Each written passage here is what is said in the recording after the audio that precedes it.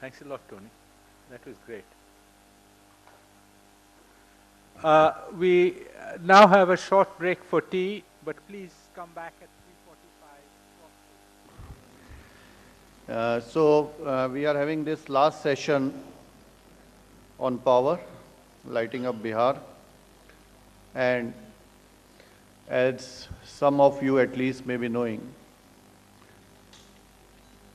power or electricity sector in Bihar has attracted a lot of importance in last few months. If some of you are conversant with the political knowledge of Bihar, then the Chief Minister of the government has made a statement saying that he will not come back to ask for votes unless he improves the power situation in the state.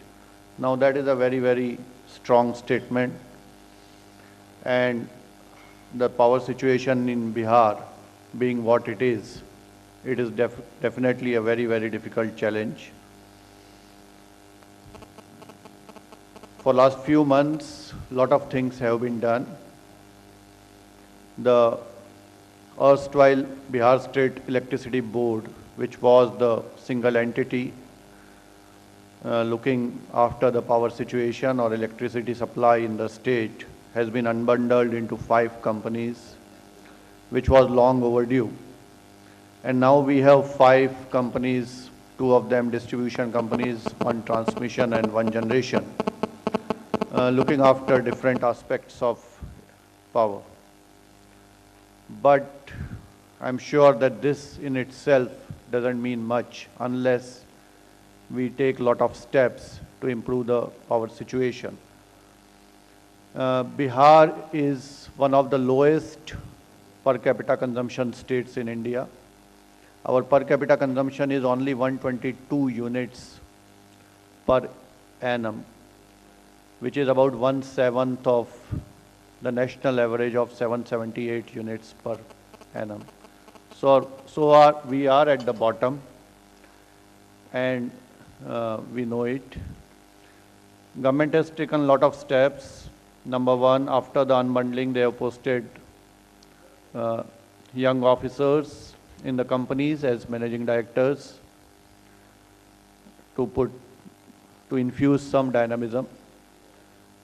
Number 2, they have given a lot of leverage to the companies to take commercial decisions. The question is, how will we improve the power situation? Number 1 is availability of power, and there is a strong misconception in general public that since Bihar does not produce any power, we cannot supply power. That is true that Bihar doesn't produce any power as of now, and we are solely dependent on central sector allocation of about 2000 megawatt. But the fact is that we can supply as much power as we want. The power is available in the exchange. There are only 2 problems.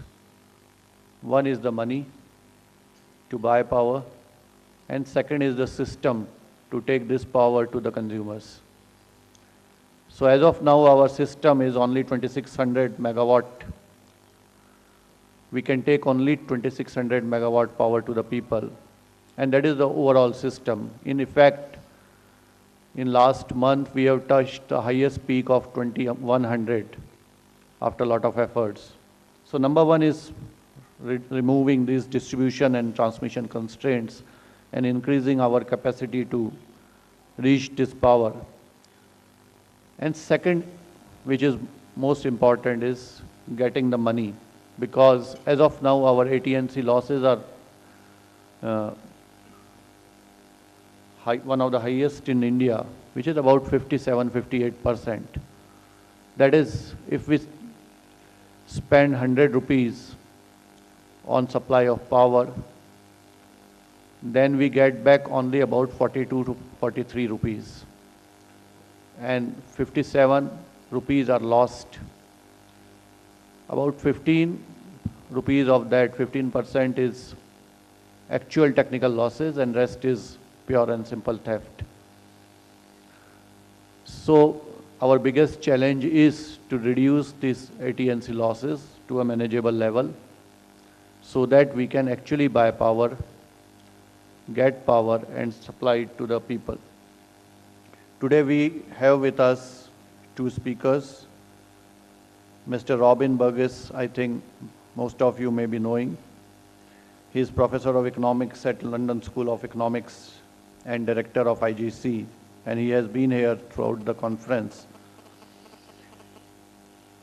To introduce him, he holds a DPhil in Economics from Oxford University, and his areas of research includes development economics, public economics, political economy, labor economics, and environmental economics. And he has published on a variety of topics, including natural disasters, mass media, rural banks, labor regulation, taxation. The other speaker is Nicholas Ryan. He is a postdoctoral research fellow in the Sustainability Science Program and a Prize Fellow in Economics, History and Politics at Harvard. His research interests are in environmental regulation and energy markets in developing countries. He has field experiments underway in India on how regulators in the private sector can best abate pollution at low social cost, and a structural study of determinants of pricing behavior. So I will now invite, you will be speaking first, Robin, to start the discussion. We have about 40 minutes, so you will be speaking separately? 20. So I will request the speakers to stick to the timeline of 20 minutes each. I have already taken about 7-8 minutes. Robin. So Michael Greenstone is a professor of economics in MIT who works on energy and environmental economics. Nick is very much a specialist on energy economics, and we also, as a fourth member, Anant Sudarshan, who is actually a PhD at Stanford in engineering, who has shifted into a range of studies on energy in India. So hopefully between us we can contribute something to this. So before I sort of get into what we're trying to do, and I should begin by saying this is an entirely prospective project. I'm not going to.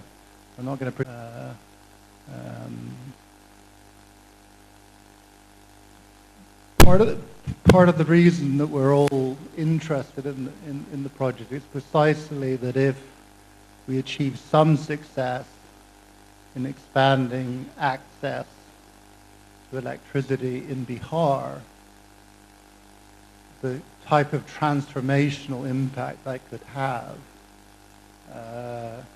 could be extremely large. So you can pick whatever study you like, but there's a lot of historical studies from Europe and the US which pointed to sort of mass electrification as being a really sort of a switching point to these economies essentially becoming modern economies. But you can get into more specific things like if you have electricity, you can study longer hours, you can begin businesses. Absolutely essential to the industrialization process in the state, both small industry and large industry. So when I first came to Bihar, the point was always made that the reason that industrialization could not happen in Bihar is because there was no energy to power that industrialization. So what I'm now going to do is sort of shift into somewhat smaller, but I think important areas of where we can make a bit of a difference.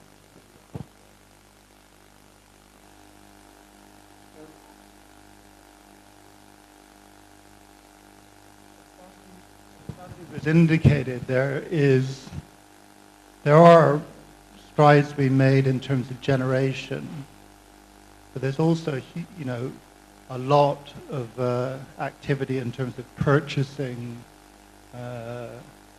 energy into the state. But there's still incredibly huge problems in terms of the on the distribution side. So, and this is, you know, this is the area we want to work in, and this is with the energy department, with the distribution companies.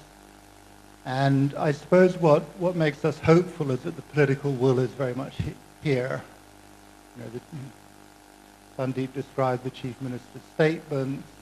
This is the next big thing. So we sort of had, you know, we had law and security, we had roads and bridges, we had teachers.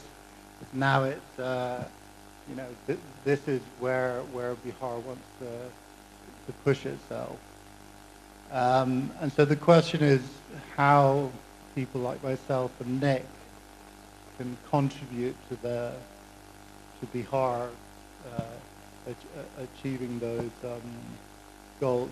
And I think in part because the political will is there, there is actually scope for Bihar developing some new models of delivery of electricity, which can actually serve as models in other states of India where these problems are very, very common. So this is just a graph to sort of illustrate that this is for all of India, that generating capacity is running well ahead of the percentage of households electrified. So one way of thinking about this is that many urban consumers are getting more and more electricity in states of India, but the spread to the general population of electricity is actually slower.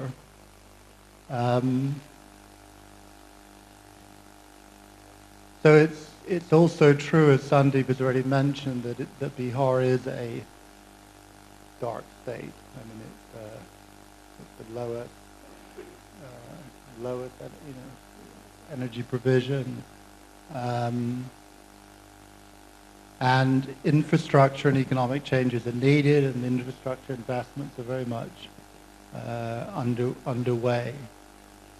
So the main part that both Nick and I will be talking about today is about changing the incentives for consumers to pay for electricity.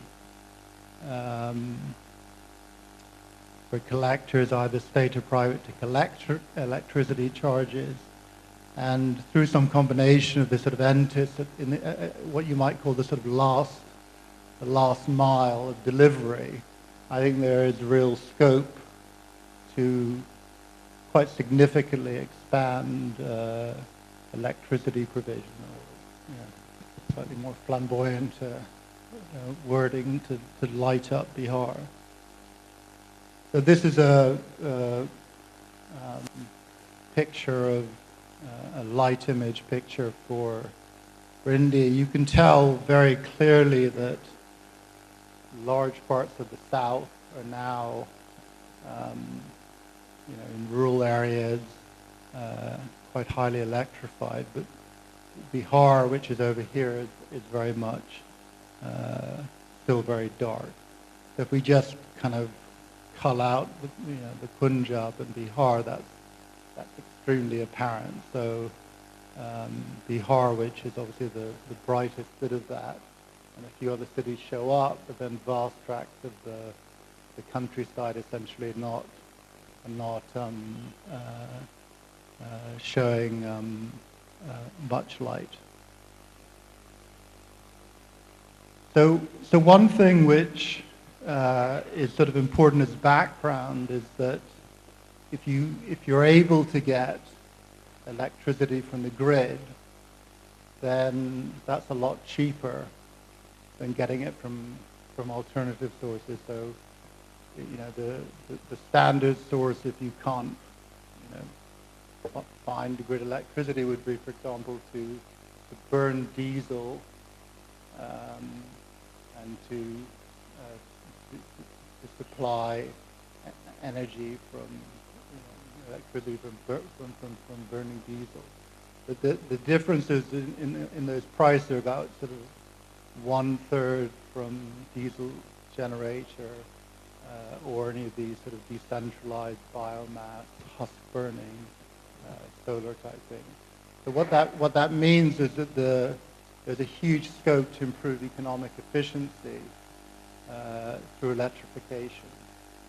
In other words, if let's say you're running a retail outlet or a small manufacturing business, the cost of your inputs is in effect going to be about 1/3 if you can get access to electricity from the grid. That also then, of course, suggests that consumers should be willing to pay for grid electricity if it could be effectively delivered, because it's a whole lot cheaper.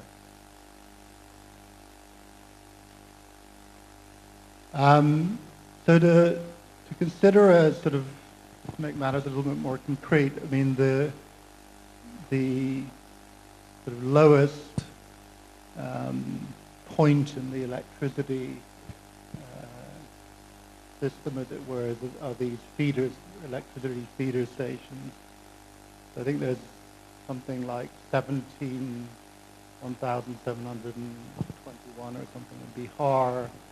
Each one serves about 2,300 consumers. So if we're considering one of these, I think it's roughly the case if we did a census of all feeders in Bihar, what we would find is that actually little, or in some cases no electricity is flowing from these feeders to these 2,300 consumers. So the obvious question is then, you know, well, why is that the case? One clear problem is that the sort of lines, equipment that connect the feeder station to households and businesses may be stolen, vandalized, not properly maintained, and so forth. And this may have been the situation for a long period of time. So that's something which, you know, has to be sort of remedied through infrastructure investment. That's something very much for Sandeep's department. But the second, you know, sort of reason why electricity might not be flowing is that people aren't paying for it, or they may be stealing the electricity. Infrastructure is investments are taking place to get it to consumers. So those two big elements are falling into place. So the big challenge is then to get people to pay for it, which then of course will generate revenue, and then which in turn will generate investment, not just to further improve the infrastructure, but to, for example, expand the size of the electricity network to places that are not connected to the electricity network. So this is why the sort of getting people to pay is so sort of central to what needs to happen in Bihar. So some very brief ideas. I mean, one thing which we're working at the moment is to map all the distribution losses at the feeder level. You know, so what electricity is is being provided, how much revenue is coming back, and to supplement this with customer billing information, so you actually know of the people who are receiving electricity bills, you know, how many of them are actually paying those bills. And this is sort of background work in terms of what is the situation, because there'll presumably be a lot of heterogeneity in, you know, places that are really very bad at paying relative to places that are doing better. So you'll be able to sort of identify where the greatest offenders are, and in turn where you might get the biggest possible gains. There's also very, you know, in any sort of civil service, public servant relationship, there's obviously the, you know, the opportunity for the collector to collude with the consumer in order to cut a deal whereby the full payment's not made in return, for example, for a bribe. And, you know, these are rather generic ideas on how you deal with that situation. It was a very standard problem in public service, motivation, performance, and so forth. You can have performance pay. You can reward better performance with better posts. In other words, posts that are going to generate more revenue. You can threaten people who are clearly performing extremely badly with losing their job and so forth. In a kind of more extreme version, so that's a situation when you're keeping collection within the state system. Okay, so you're basically keeping all collection within the state system. But of course, you then can consider, you know, so for example, in the UK, you know, all the electricity providers are people who, you know, collect the bills, etc., are all private. So one option is to say, well, we're going to subcontract the collection to a private utility company. And these companies, of course, are profit-making, so they'll want to definitely reduce theft and any form of loss, and they want to enhance collections. They'll want to collect every last rupee that they can get hold of in order to keep their profits high. Now, there's different sort of what are called franchising models and how you subcontract collection. And there's, you know, in Bihar there would definitely be scope for testing across some of those different types of models. But I think perhaps the most powerful idea is to link the supply at the feeder or community level to hours of payment. So, in effect, it's a kind of it's sort of a combination of a carrot and a stick. On the one hand, you're saying, if you don't pay, we can restrict the electricity we supply to your community. In other words, if you don't pay, you don't get electricity. But that can be combined with a sort of carrot approach, which says that if you do pay, then you can actually really improve the level of provision you're getting. In other words, you may be getting just a few hours of electricity a day, and you could be saying you could be moving to 16 or potentially even 24 hours of electricity, as long as, you know, say 80% of the consumers within that, you know, feeder are paying their bills. And I think this is an extremely powerful idea, because obviously the electricity companies control the power, and they can do that very exactly at the feeder level. And in effect, what you're trying to do is establish a norm or in Bihar that as was, which is common to the taxation, or the idea that you need to pay your taxes, you need to pay your bills if you want to get stuff.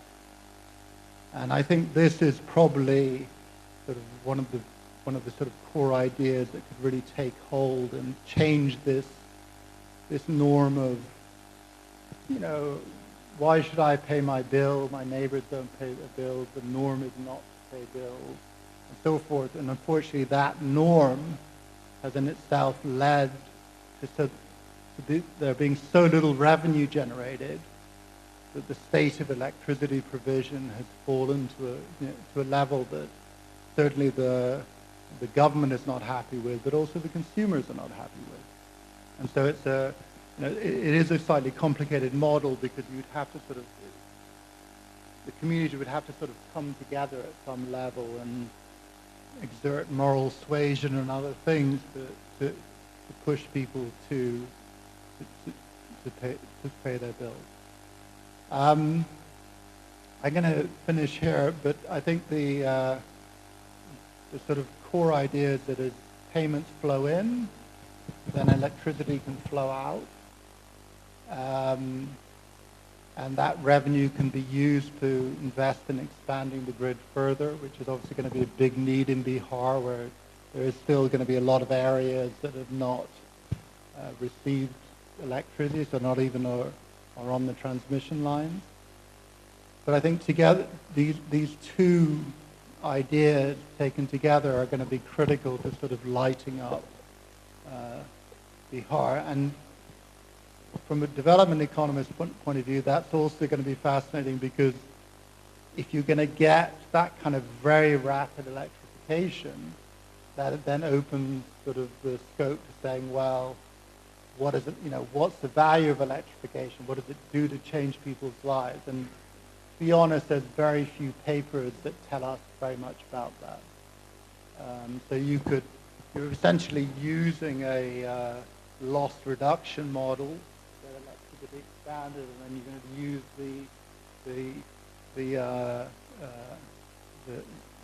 the expansion of that electricity provision to begin to study much more carefully how people's lives change when they now have access to regular electricity. Anyway, thank you very much.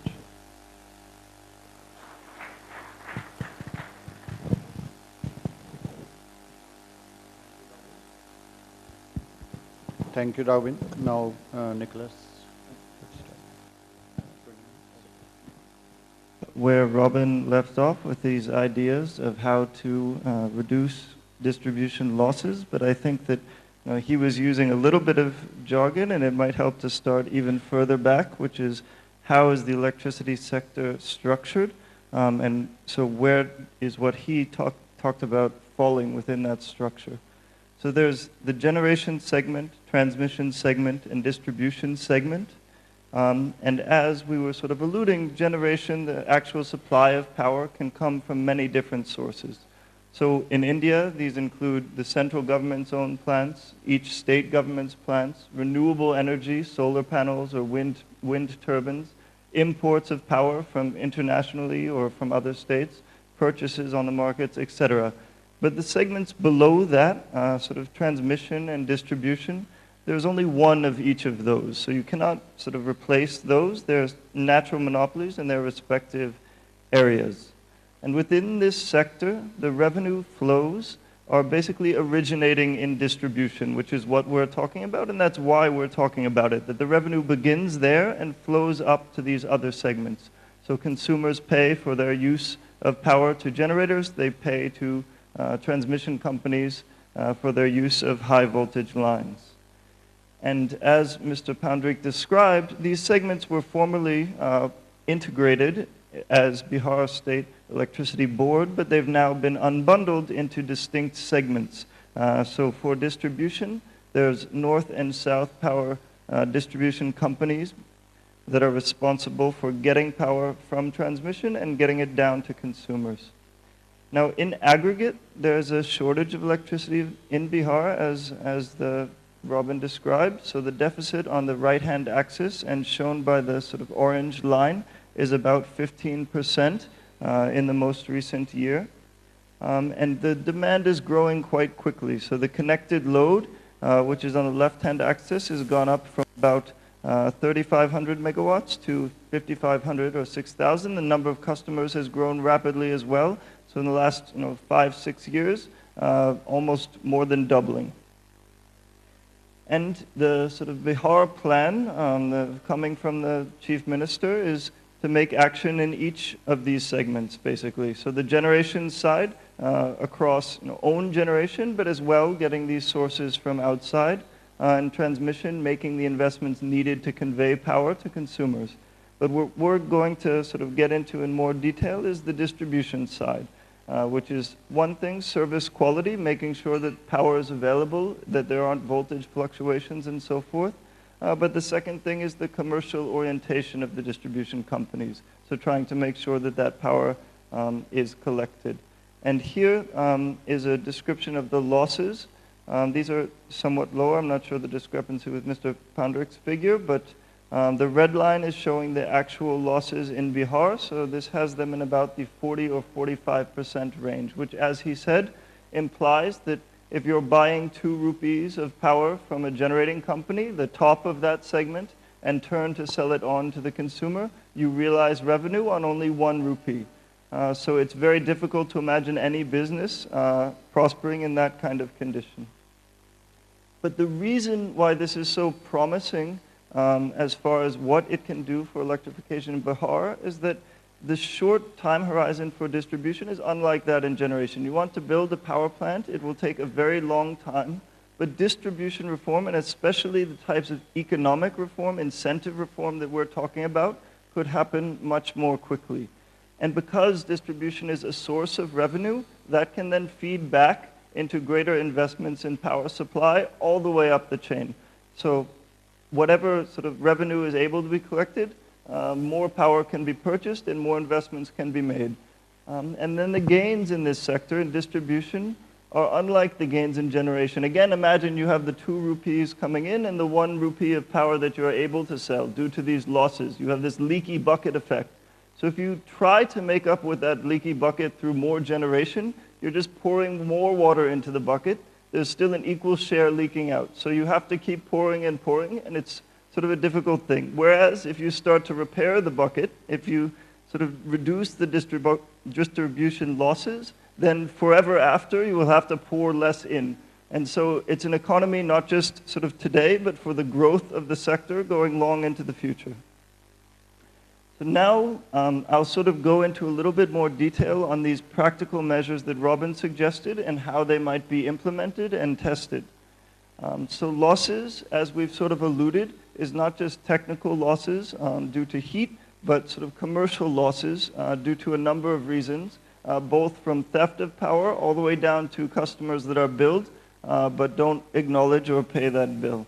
And these losses have sort of come in many states, but since, say, the last 10 years, there have been a vastly different experience in different places. So I give one example of a state, Maharashtra, that has actually done a remarkable job in bringing the losses down from a level around 40% to about 15% today.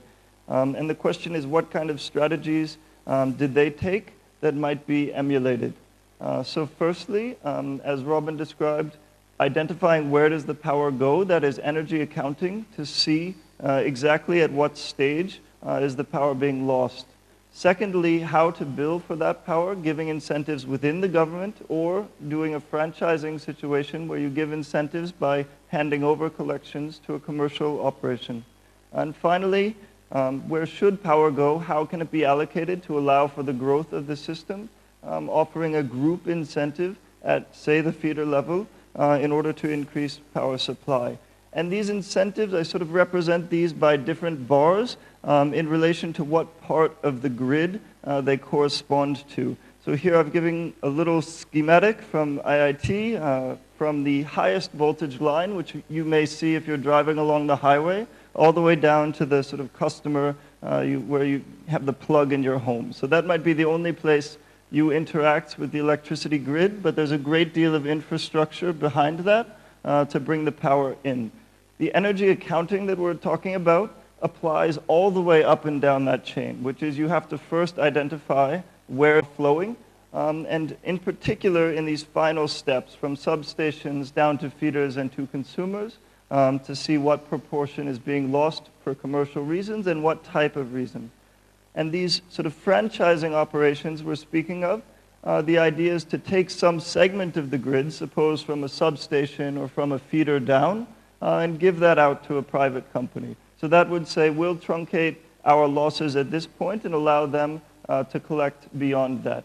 The group incentives, similarly, within the government might operate at a feeder level, and the collector incentives at the sort of customer level, or the interaction between the collector and the customer.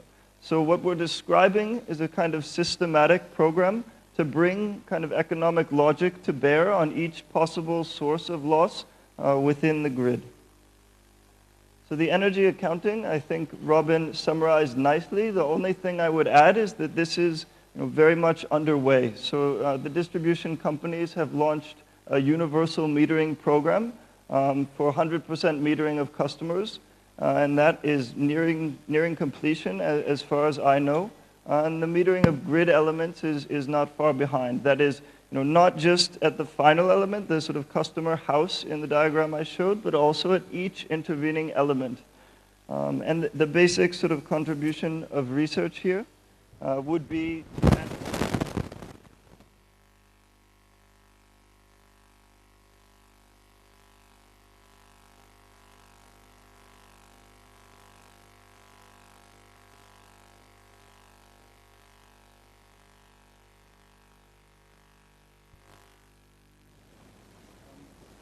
you can see from April 2012 to June 2013, it went from about 6.5 lakh customers having meters to nearly 10 lakh. So, compared to some of the growth rates, you see this is just within the span of a single year, keep in mind, that number of meters is increasing by more than 50%. So that is the kind of prerequisite, the kind of needed investment you need to make to take energy accounting or any of these strategies to practice. Second thing, as Robin described, which is a common incentive and which Adnan Khan described previously in this experiment with tax collectors, that is giving some high-powered incentive so that collectors might retain any effort that they put into getting collections for that company. And these, the distribution companies at present are making sort of steps to motivate, to monitor the collectors, but a more systematic program could be taken up to incentivize and monitor performance. And I would say that that tax collector example and several other recent examples have been very positive on how high-powered incentives have fared within government. Third is sort of franchising. So why is it that the government should collect every bill? Perhaps private companies are better at providing these incentives. That program is underway in Bihar. North Bihar Power Distribution Company has franchised several towns and has tenders for several more underway. And this is, I think, a very clear area where evaluation would be helpful. So the scheme is just at the nascent stage, but it's something which has, statewide potential. And we don't really know, not only would private companies fare better, but also why would they fare better? What are they doing it differently? And why could the government not emulate that? And I would say there's some limited experience in India with distribution companies being privatized, but it's sort of an odd case. If you take, for example, Delhi, that's not really going to be relevant for a situation in rural India or in Bihar. So this is some place where we need a lot more evidence on what works here. And the last one I'm going to talk about a little bit in more detail because I think it's a little bit more novel and unique to the power sector. So billing and metering and these things address some sources of loss, but as Robin said, there are some sort of problems you might think related to a community norm or how power is perceived, of theft, of unbilled power, of going around the meters. That won't be solved with this sort of conventional approach. So I'm going to describe an approach that was used in Maharashtra in order to try and circumvent those problems at the very ground level by giving an incentive for a community or group of people to increase their power supply. So in Maharashtra, what they did is to take different areas and class them by the share of losses. So the definition gives these different bins, the top bin, group A, being 0 to 18% loss, down to group G3, greater than 65% loss. And even that is not the most extreme. There are some areas which have 80, 85, 90% losses. And the nature of the scheme, the basic fact is to link those losses to how much power supply you will get. So if you're in that top bin, in a non-agricultural area, you get 21 hours a day. So nearly universal power supply. The only hours you don't have power, you're probably sleeping in the middle of the night. If you're all the way down at the bottom, you get 14 and a half, 15 hours of power a day. So the goal is, they've not only adopted this schedule, but posted it, publicized, given the incentive for different groups to acknowledge that we're in a certain place. If we improved our losses, reduced, we could move up to the next tier and sort of take control over our own power availability. Yes. So you could do it in different ways is the answer. I'm going to describe one possible implementation, which would be at the feeder level. A typical feeder would have some both commercial and household customers.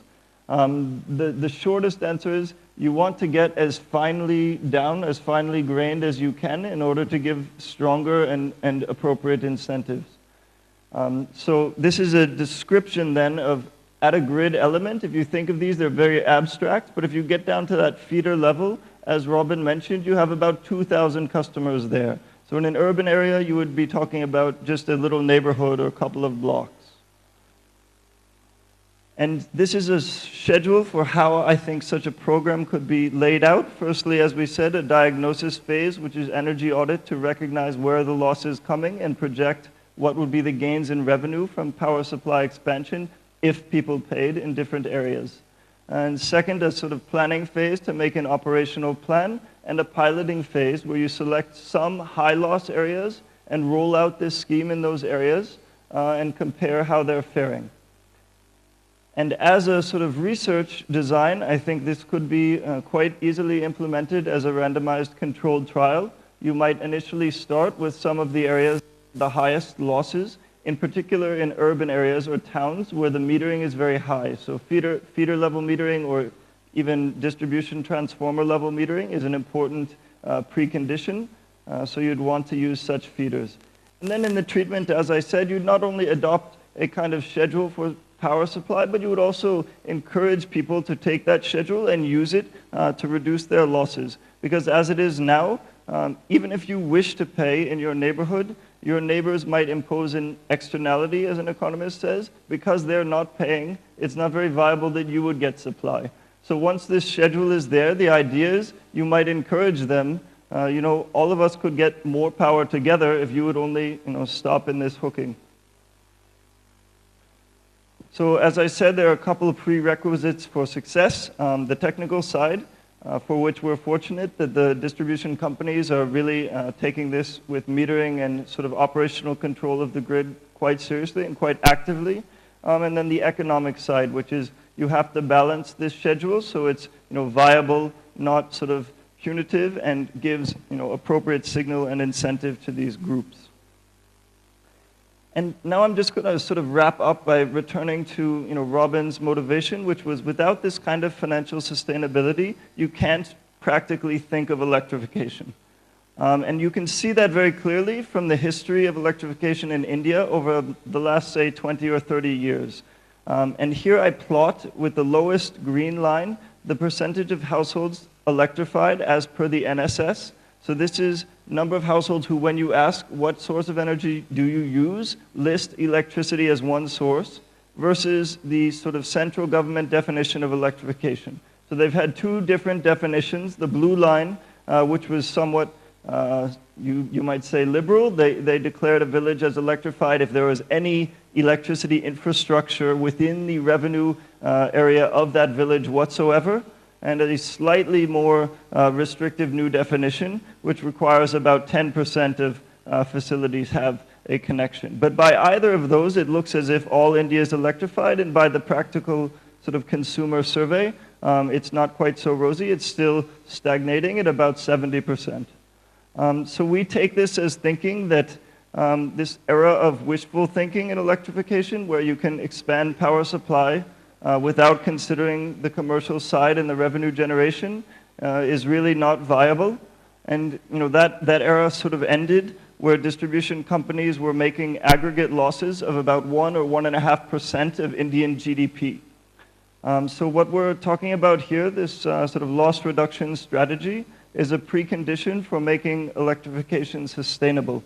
And as we've mentioned, the investments underway here, the political will in Bihar, all of these preconditions are just remarkably suitable to such a strategy, so that revenue growth from reduction of loss will enable simultaneous and meaningful electrification in rural areas and in all of Bihar.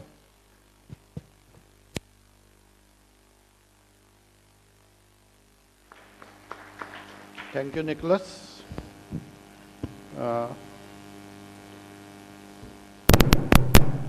Both the speakers had excellent presentations. I would just try to respond to 1 or 2 points, and then we will make the forum open for questions. Robin gave a lot of ideas, and I was just thinking that many of these ideas we are trying to work on. So, incentives for collection. We have launched incentive schemes for officers, right from superintending engineer to lineman, to increase collections, and they get a incentive, cash incentive, for increasing the revenue from their area, and in the opposite, punishments for those who are not working well. Franchisees, we are trying to do privatization to some extent in some sectors. A very interesting thing is that while we say that there is lack of electricity or lack of power in large parts of the country, about 30,000 megawatts of power installed capacity in the country is lying idle because nobody is willing to buy it. So the main thing is that the distribution companies should have the money to buy that power, because they are not having any long-term power purchase agreements.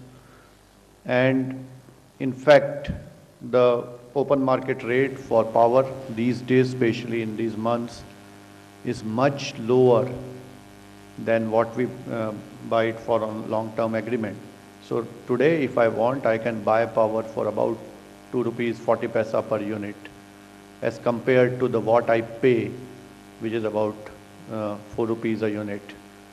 So there's a lot of power available. The only thing is that distribution companies will have to reduce their losses. And some of the ideas of linking supply with the revenue we are already working on. So we are linking right now, not at the feeder level, but at the district level. We are linking the hours of supply to the revenue we are getting from those districts. And earlier we were supplying about, on an average, about 1300 megawatt power in the state. And in recent months, we have increased it to about 1900, so which is about 50% increase in power.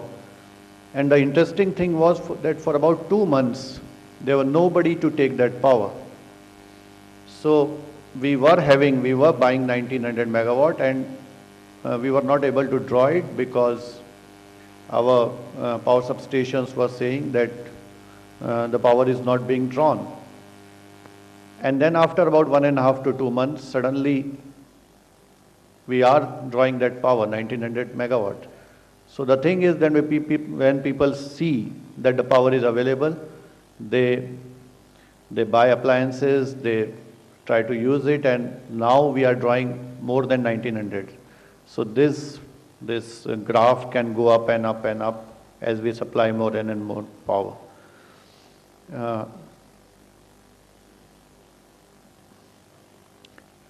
So that is, I had made a few slides, but I think the speakers have sort of covered a lot of areas. So we will make the forum open. We will open the forum for questions, if there are any questions. Sir.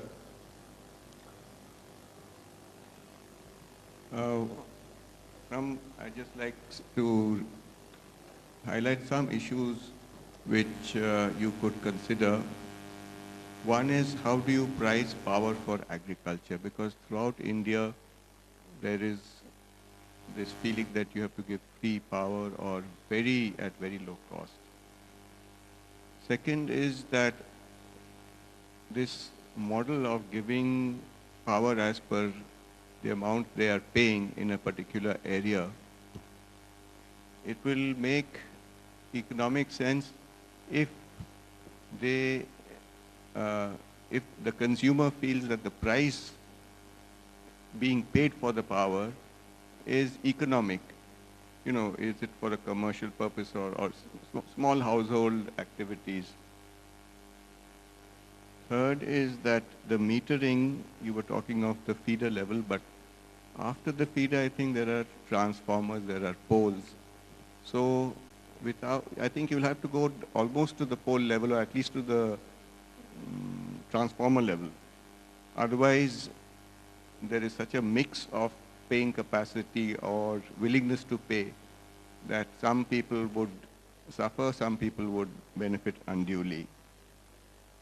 Then there is this agency problem.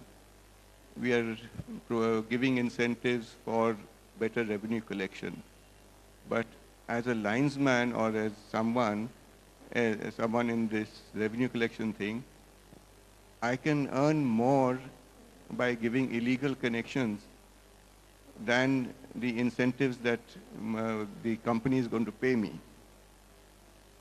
And therefore, I will make it a point to sabotage all the equipment, like if it's a meter, spoil the meter, something or the other. And the last point is that it's a political, this is, again, a lot of politics is involved. 2014 elections are coming up, parliament elections, 2015. The assembly elections are coming up. Do you think it will be feasible to have these pilots now?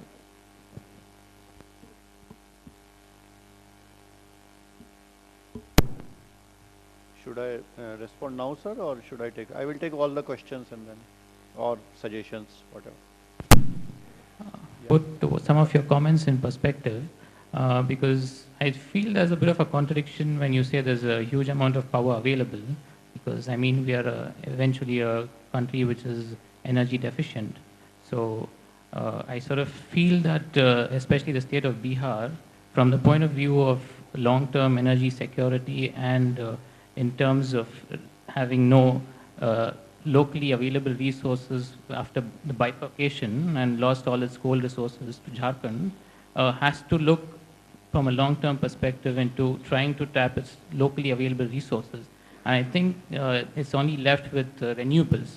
And so solar, some bits of wind and micro hydro and large amounts of biomass, because it's predominantly an agrarian state.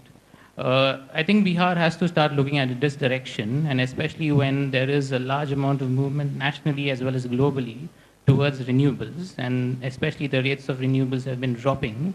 So the economics are definitely moving in favor of renewables. So I think this not only presents a challenge, but also an opportunity to the state of Bihar. And one more observation that I wanted to make was in Mr. Robbins' presentation, where he says that the cost of grid electricity is much cheaper than decentralized systems. So I completely don't agree with that statement, because there's recently a World Bank report which sort of did a cost comparative analysis of centralized electricity versus decentralized electricity generation. And if you add the costs of grid expansion, and given the kind of losses in the grid and the kind of coal prices that have been going up and generation costs going up, decentralized systems are definitely becoming much more cheaper. And especially like microgrid systems based on solar and biomass, both are sort of competing, and they are providing, especially if you see in Bihar, there are already a lot of these companies and decentralized energy providers and social entrepreneurs are already sort of growing, and the market is quite vibrant for this. So I think there has to be a sort of a shift in the vision of our policymakers, and I think there's a great opportunity for Bihar to sort of leapfrog into the future and take on this path of sustainable development. Thanks. Thank you. Yes, please. I have a small question regarding, Yeah, you please. Okay. Sure. Please. Okay, so thanks. This is really interesting. I have two questions. So one is, have you looked systematically at these other states? So you mentioned Maharashtra as an example. What did they do right? What was the way that they were able to reduce their transmission and distribution losses? It seemed to me that there's a lot you could learn there and also from other countries. So China is another remarkable case of how you can improve metering and distribution very efficiently. The second point I sort of relates to the previous one is that it was not clear to me from your presentation if this kind of a scheme is intended for households, for industry, for agriculture. So I would imagine that most of these people living in these villages consume such small amounts of power that actually installing a meter in their households would be a significant fixed cost. And in a situation like that, I'm not sure why you would ever bother doing that. Because it seems to me that for this kind of revenue collection, what you want to target is urban households, industry, commercial enterprises, and so on. So I think that's something that you might want to clarify. Yes, please. I have two queries for such an interesting paper. First of all, about the collection of the bills. There is a debate in India whether this collection will be left to local government or to any self-help group or to any service provider. Some people argue that this, if it's left to the service provider who have a wide network across the state, it might be very costly and there might not be any taker, and might be in the metropolitan area like in Delhi or in Calcutta, these things are successful, or might not be successful in rural Bihar, let's say. This is one. And second is, I think there is, I hope you have the data, I think it needs a clear distinction between the commercial enterprises and the domestic, and the, the slabs of electricity consumption. Because the behaviors across various slabs, let's say minimum slab and beyond minimum slab, will be completely different. Because if you have a commercial enterprise, might be in the urbanized areas or non-urbanized areas, things might change. Thank you very much. Okay. Any more? So I will start with the first points, and first point was about the pricing for the agriculture sector, and I agree, sir, the subsidy has to be seen at when we are pricing the agriculture, but at least in Bihar I have seen that the regulatory commission has been sort of increasing the power price right from agriculture sector to the commercial sector at a sustainable rate. So for example, in 2010-11 the power price increase was about 20%, then last year it was about 18%, and for this year only the price rise was only about 6.8%. So regulatory commission has been quite okay in increasing the tariff, and so the regulatory commission subsidizes agriculture, but the government as such is not directly subsidizing, and there is no concept of free power. As of now, the government gives some sort of resource gap to the power companies, which is treated against the agriculture subsidy. Your second point is absolutely right, that the power supply linked to the paying issues, it will make only sense if people think that it is really effective and it makes economic sense to pay to get more power.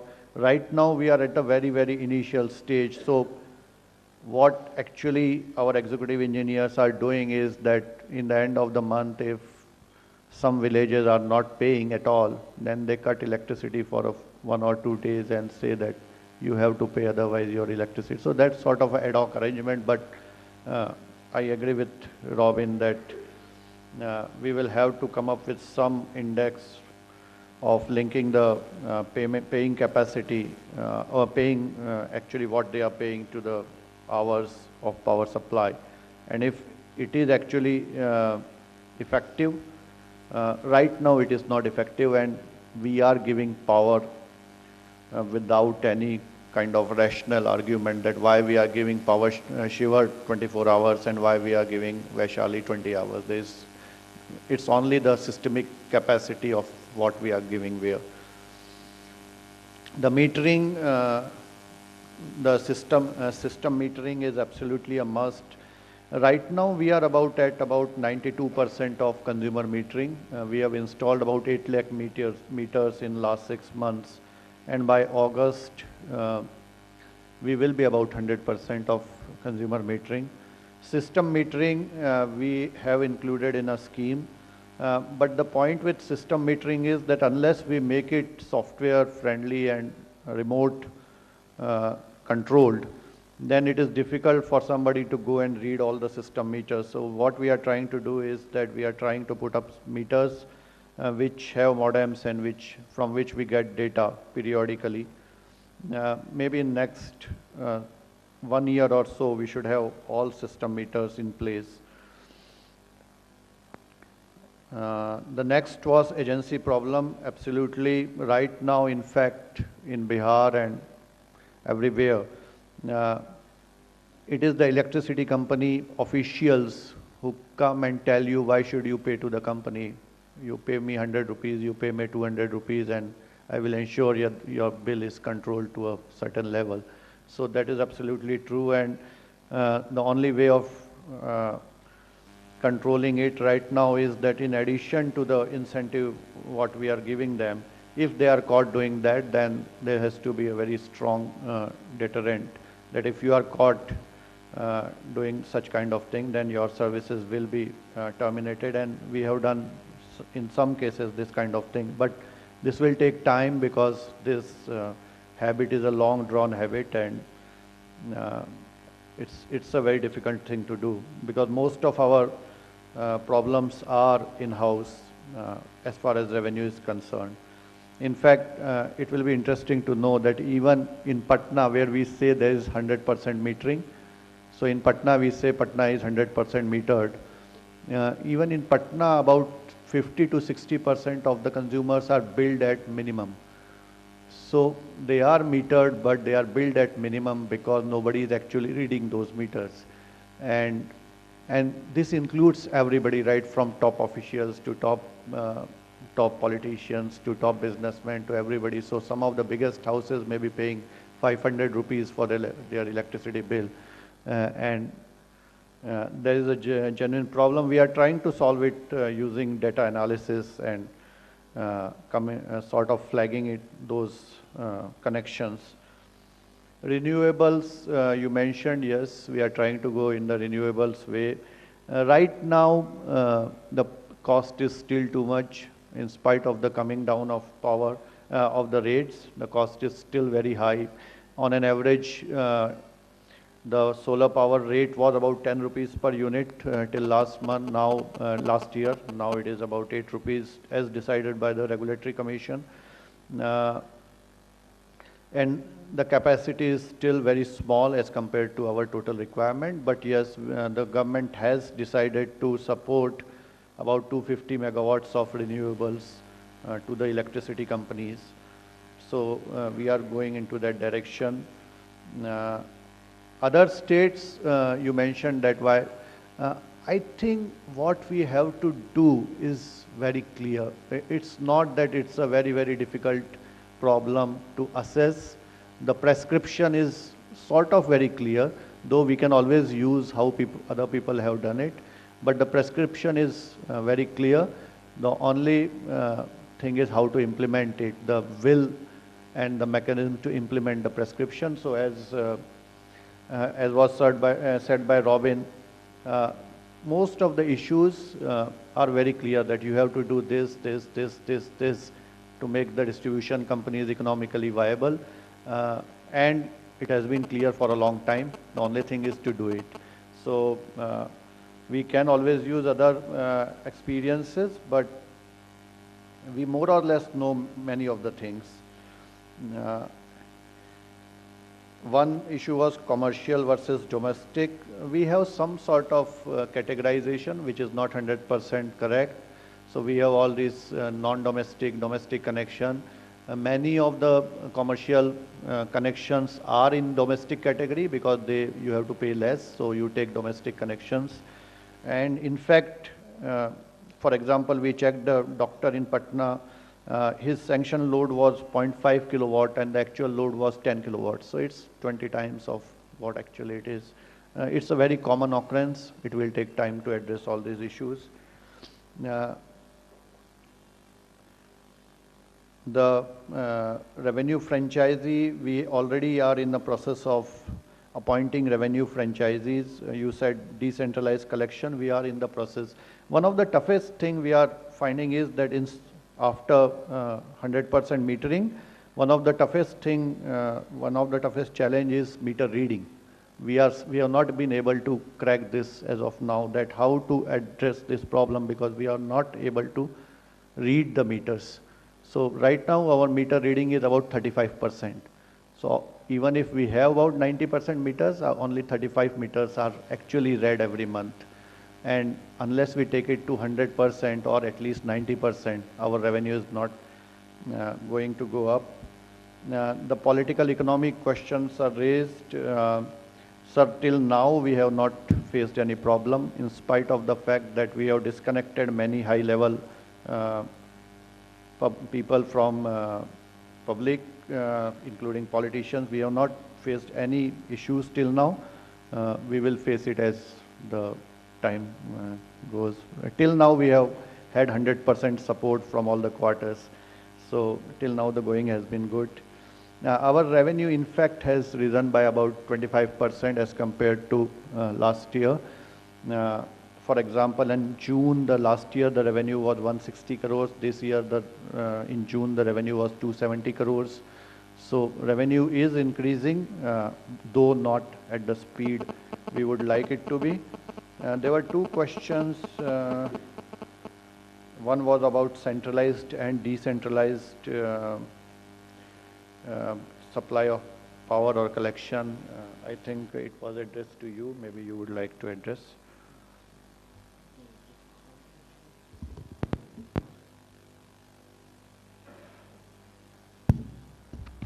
So, question of, well, there are two things. One is the generation cost, and second, the fixed cost feasibility of metering. I would concur with Mr. Poundrik on the generation cost, which is, it's important not to confuse decreases in the price of solar with the level of the price of solar.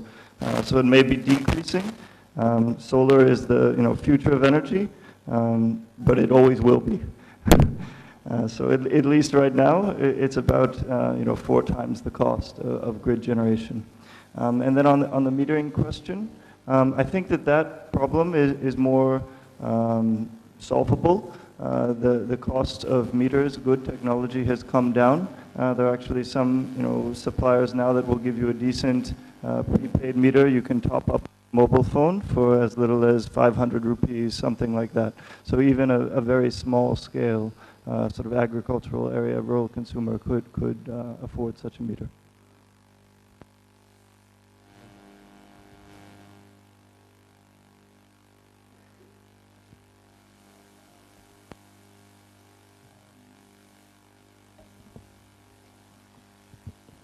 I think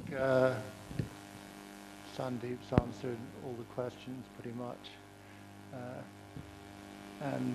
So I just wanted to say two things. I mean, obviously when we're talking about electricity provision and feeders, we're talking anything from a city block to a far-flung village. And what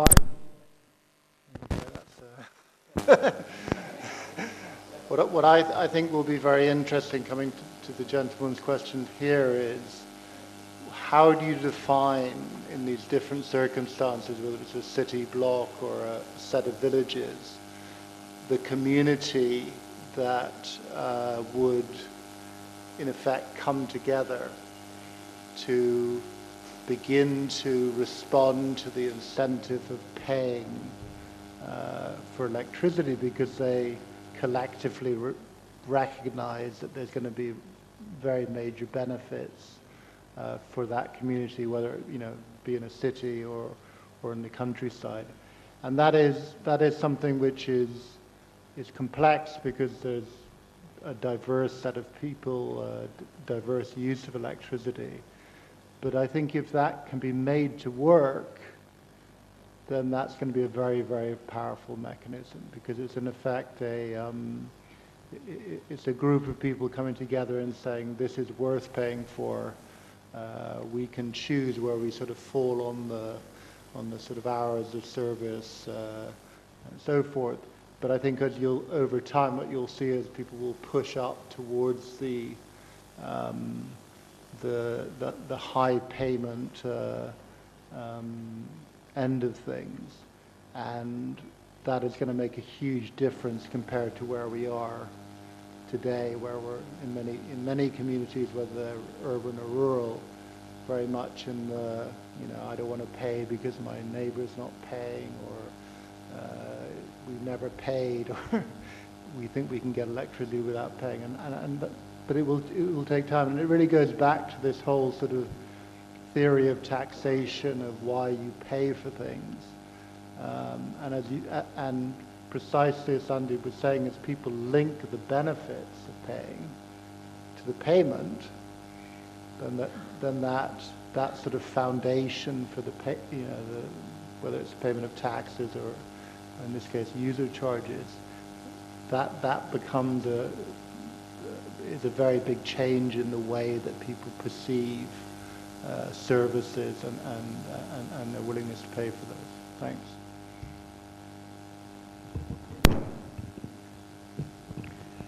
Thank you, Robin. And just concluding this session, number one,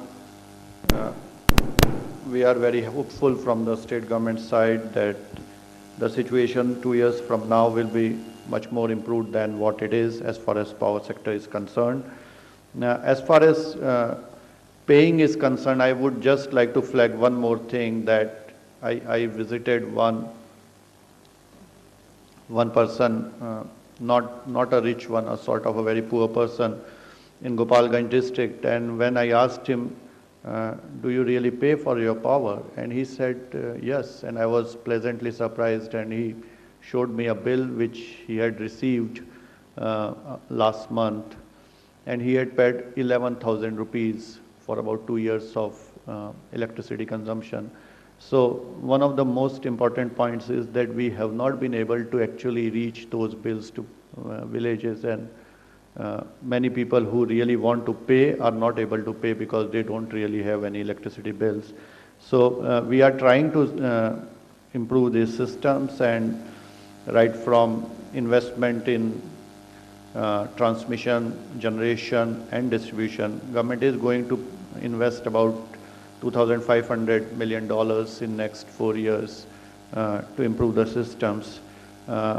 We really hope that the things will be much better than what they are right now. Thank you, everybody.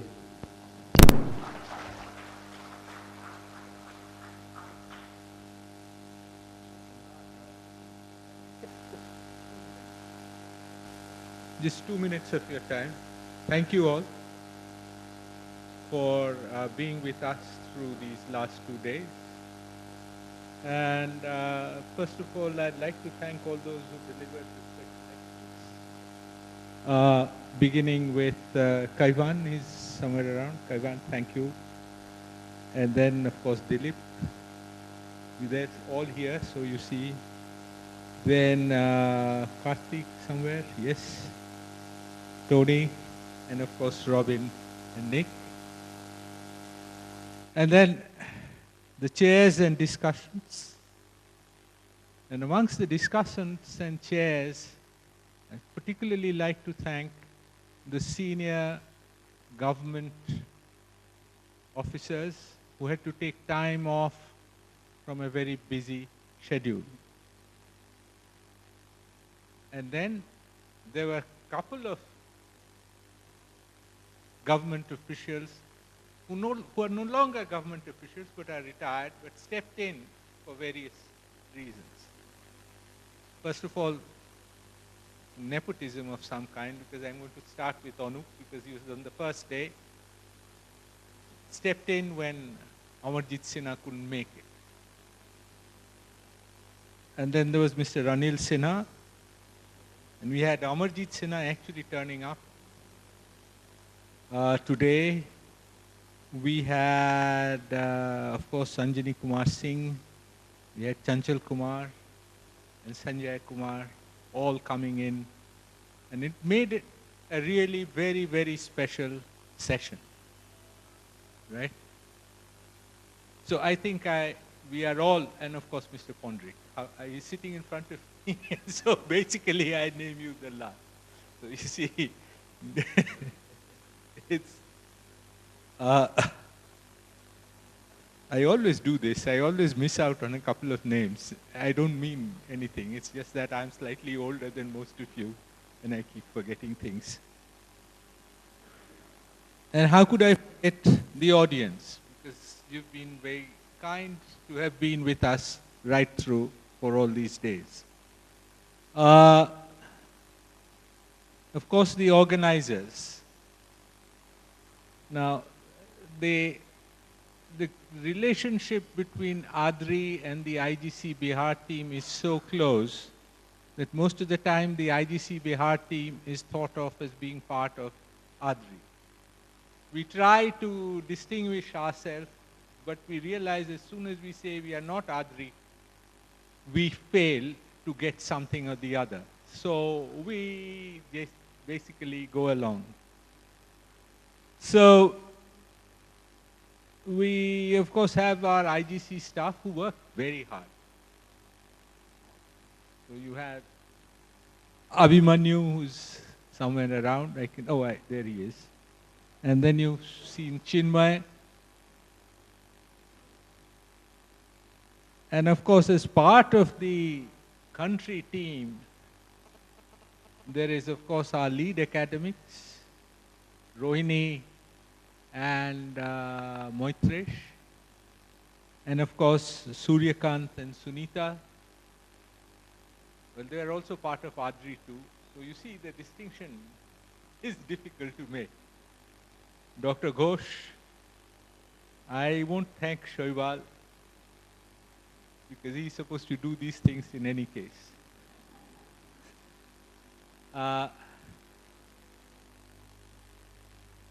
Thank you all, but there is one person I'd like to specially thank, and she is hiding somewhere, I can't spot her, is Isha. Isha is not with us any longer, which is really quite sad, but she's going ahead, but she had promised that she would come, and she did keep her promise.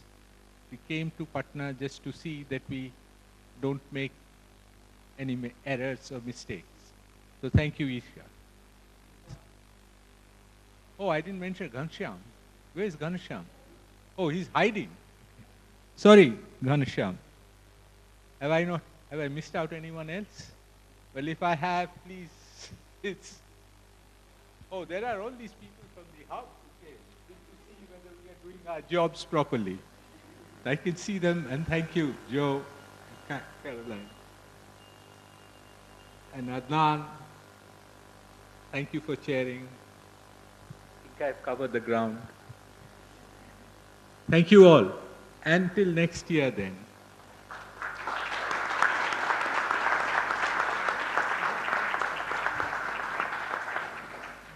And I'd like to end with a wish that some of these people who are special lecturers, one of the reasons we got them to give special lectures is because we expect them to start working on Bihar.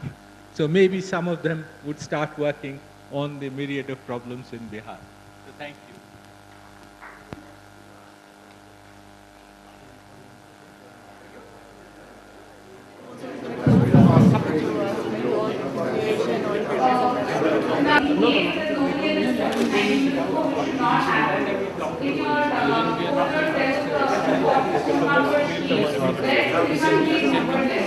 Quite